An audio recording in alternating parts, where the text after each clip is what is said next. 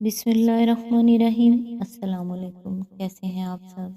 इंशाल्लाह सभी ठीक होंगे और अल्लाह की रहमतों के साए में होंगे। तेरी आज़माइशों से हूँ मैं बेखबर, ये मेरी नज़र का कसूर है। तेरी राह में कदम कदम, कहीं अर्श है, कहीं तूर है। ये वजह है मालिके दो जहां, मेरी बंदगी में फतूर है। ये खता है मेरी खता मगर तेरा नाम भी तो गफूर है। ये बता मैं तुझसे मिलूं कहाँ, मुझे तुझसे मिलना ज़रूर है। कहीं दिल की शर्त न डालना, अभी दिल गुनाहों से चूर है। तू बख्श दे मेरे सब गुनाह, तू रहीम है, तू गफूर है। ए अल्लाह पाक, ए सूरज को गुरूब करके दोबारा तुलू करने वाले रब, हमें अपनी रज़ा वाली ज़िंदगी दे और हमें इस बात से बचा कि हम तेरे नाफरमान हों। ए अल्लाह पाक, ज़िंदगी के हर लम्हे में हमारी मदद फरमा कि हम कुफर, शिर्क, गुमराही और बिदत से बच सकें। ए अल्लाह पाक, तू ही ज़मीन और आसमान को पैदा करने वाला है और सब तेरे ही कब्ज़ा कुदरत में है। ए अल्लाह पाक, हमें अपनी कायनात पर गौर व फिक्र करने वाला बना दे और हमारे दिलों को अपनी मोहब्बत और ईमान के नूर से भर दे। आमीन। आज इंशाल्लाह सूरत तौबा की आयत नंबर 73 से स्टार्ट करेंगे। औज़ु बिल्लाहि मिनश शैतानिर रजीम। ए नबी सल्लल्लाहु अलैहि वसल्लम, कुफार और मुनाफिकीन दोनों का पूरी कुव्वत से मुकाबला करो और उनके साथ सख्ती से पेश आओ। आखिरकार इनका ठिकाना जहन्नुम है और वो बदतरीन जाए करार है। इसकी तफसीर है, यहाँ से वो तीसरी तकरीर शुरू होती है जो ग़ज़वा तबूक के बाद नाजिल हुई थी। इस वक्त तक मुनाफिकीन के साथ ज़्यादातर दरगुजर का मामला हो रहा था और इसके दो वजूद थे। एक ये है कि मुसलमानों की ताकत अभी इतनी मजबूत ना हुई थी कि बाहर के दुश्मनों से लड़ने के साथ साथ घर के दुश्मनों से भी लड़ाई मोल ले लेते। दूसरे ये कि इनमें से जो लोग शकूक व शुबहात में मुब्तला थे उनको ईमान और यकीन हासिल करने के लिए काफ़ी मौका देना मकसूद था। ये दोनों वजह अब बाकी नहीं रही थी।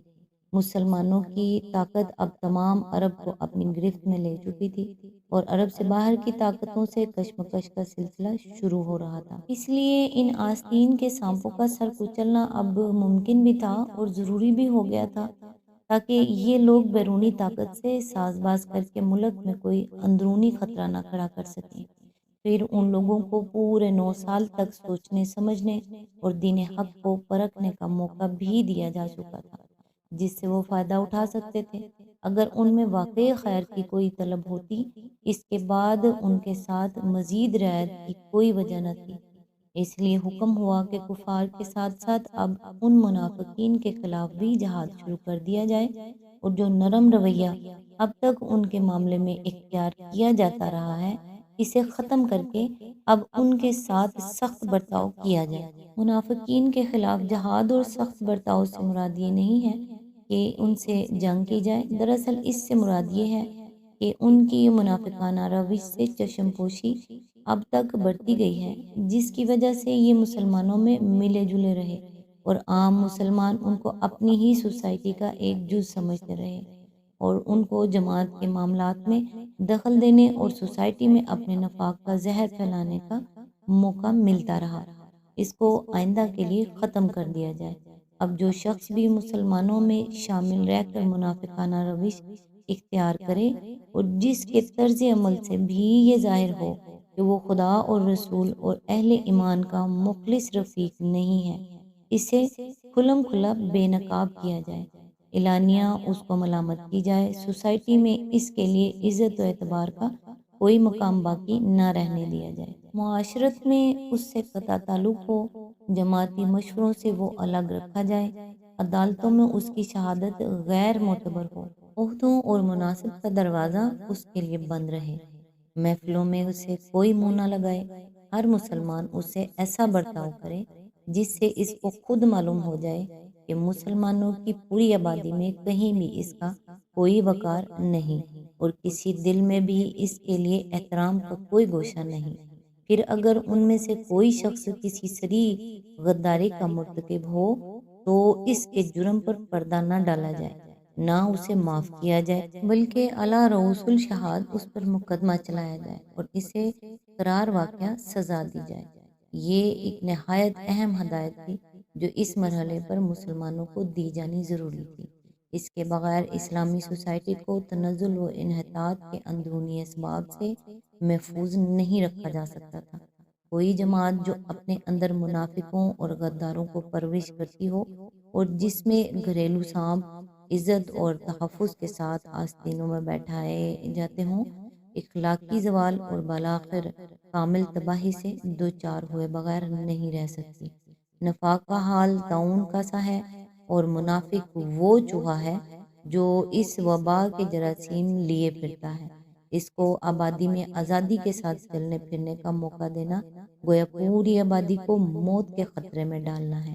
ایک منافق کو مسلمانوں کی سوسائٹی میں عزت و احترام کا مرتبہ حاصل ہونے کے معنی یہ ہیں کہ ہزاروں آدمی غداری و منافقت پر دلیر ہو جائیں اور یہ خیال عام ہو جائے کہ اس سوسائٹی میں عزت پانے کے لیے اخلاص، خیر خواہی اور صداقت ایمانی کچھ ضروری نہیں ہے، بلکہ جھوٹے اظہار ایمان کے ساتھ خیانت اور بے وفائی کا رویہ اختیار کر کے بھی یہاں آدمی پھل پھول سکتا ہے۔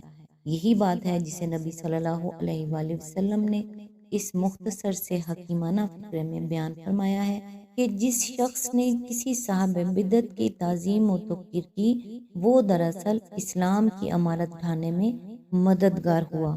آیت نمبر 74۔ یہ لوگ خدا کی قسم کھا کھا کر کہتے ہیں کہ ہم نے وہ بات نہیں کی، حالانکہ انہوں نے ضرور وہ کافرانہ بات کہی ہے۔ وہ اسلام لانے کے بعد کفر کے مرتکب ہوئے اور انہوں نے وہ کچھ کرنے کا ارادہ کیا جسے کر نہ سکے۔ یہ ان کا سارا غصہ اسی بات پر ہے تاکہ اللہ اور اس کے رسول صلی اللہ علیہ وآلہ وسلم نے اپنے فضل سے ان کو غنی کر دیا ہے۔ اب اگر یہ اپنی اس روش سے باز آ جائیں تو انہی کے لیے بہتر ہے، اور اگر یہ باز نہ آئے تو اللہ ان کو نہایت دردناک سزا دے گا، دنیا میں بھی اور آخرت میں بھی، اور زمین میں کوئی نہیں جو ان کا حمایتی اور مددگار ہو۔ اس کی تفسیر ہے، وہ بات کیا تھی جس کی طرف اشارہ کیا گیا ہے؟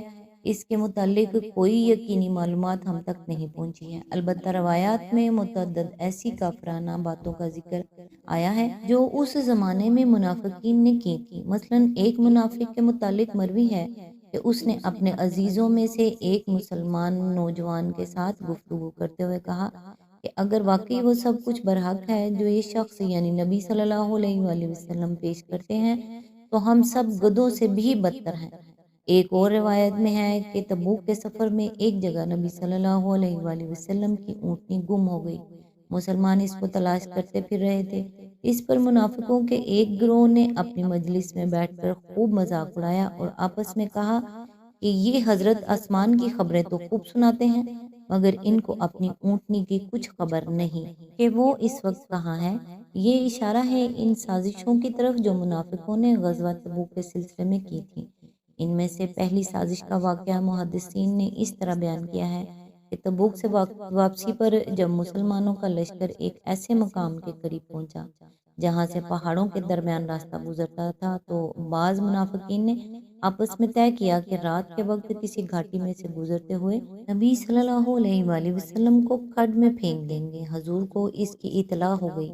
آپ نے تمام اہل لشکر کو حکم دیا کہ وادی کے راستے سے نکل جائیں، اور آپ خود صرف عمار بن یاسر اور حذیفہ بن یمان کو لے کر گھاٹی کے اندر سے ہو کر چلے۔ اثناء راہ میں یکایک معلوم ہوا کہ 10-12 منافق ڈھاٹے باندھے ہوئے پیچھے پیچھے آ رہے ہیں۔ یہ دیکھ کر حضرت حذیفہ ان کی طرف لپکے تاکہ ان کے اونٹوں کو مار مار کر ان کے منہ پھیر دیں، مگر وہ دور ہی سے حضرت حذیفہ کو آتے دیکھ کر ڈر گئے اور اس خوف سے کہ کہیں ہم پہچان نہ لیے جائیں فوراً بھاگ نکلے۔ دوسری سازش جس کا اس سلسلے میں ذکر کیا گیا ہے یہ ہے کہ منافقین کو رومیوں کے مقابلے سے نبی صلی اللہ علیہ وآلہ وسلم اور آپ کے وفادار ساتھیوں کے بخیریت بچ کر واپس آ جانے کی توقع نہ تھی، اس لیے انہوں نے آپس میں طے کر لیا تھا کہ جو ہی ادھر کوئی سانحہ پیش آئے ادھر مدینے میں عبداللہ بن ابی کے سر پر تاج شاہی رکھ دیا جائے۔ نبی صلی اللہ علیہ وآلہ وسلم کی ہجرت سے پہلے مدینہ عرب کے قصبات میں سے ایک معمولی قصبہ تھا، اور اوس اور خزرج کے قبیلے مال اور جا کے لحاظ سے کوئی اونچا درجہ نہ رکھتے تھے۔ مگر جب حضور وہاں تشریف لے گئے اور انصار نے آپ کا ساتھ دے کر اپنے آپ کو خطرات میں ڈال دیا، تو 8 9 سال کے اندر اندر یہی متوسط درجے کا طبقہ تمام عرب کا دارالسلطنت بن گیا۔ وہی اوس و خزرج کے کاشتکار سلطنت کے ایان و اکابر بن گئے، اور ہر طرف سے فتوحات، غنائم اور تجارت کی برکات اس مرکزی شہر پر بارش کی طرح برسنے لگی۔ اللہ تعالیٰ اسی پر انہیں شرم دلا رہا ہے کہ ہمارے نبی پر تمہارا یہ غصہ کیا اسی قصور کی پاداش میں ہے کہ اس کی بدولت یہ نعمتیں تمہیں بخشی گئی ہیں۔ آج تک کے لیے اتنا ہی۔ نیکسٹ انشاءاللہ آیت نمبر 75 سے سٹارٹ کریں گے۔ تب تک کے لیے دعاؤں میں یاد رکھیے گا۔ اللہ حافظ۔